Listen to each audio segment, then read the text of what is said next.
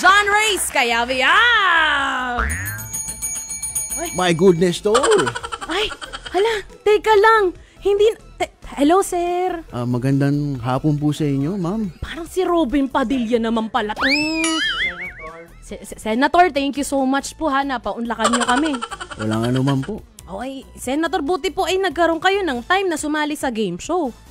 Syempre, ako'y isa lamang house husband. Kaya ako'y nagpapasalamat na naimbitahan dito sa mga ka-GG natin na Bingo Plus. So ano pang hinihintay nyo? I-install nyo na sa inyong mga cellphone. Sabi naman talaga si Senator talaga. Sir, eto si Janres, nalilito na rin talaga kung di ko alam kung si Senator Robin ba to, si Janres. Ito si Janres kasi ang dami itong trip sa buhay. Taga saan po ba kayo? Ako po'y taga-Pasay. Sino po? Si Janres o si Robin? Si Janres. Si Janres. Si Janres. Ang nag-iisang bad boy ng Pasay. Curious tuloy ako kung ano yung boses ni Janres. Parinig nga ng si Janres ka na, si Janres. Ako po si Janres Kayabyab. I'm 30 years old. May isang anak and willing maging the next Willie na Pumaseno. Why?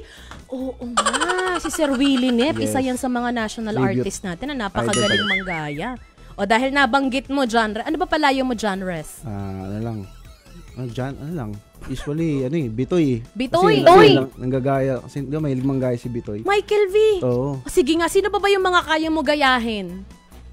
Na boses? Siyempre, yung mga The Kings natin. Sige nga, sample, sige. Si FPJ. Sige. Ako nari, sinasabi mo yung Bingo Plus GG, kauna-unahang game show sa balat ng radyo. Go. Magandang hapon sa inyo.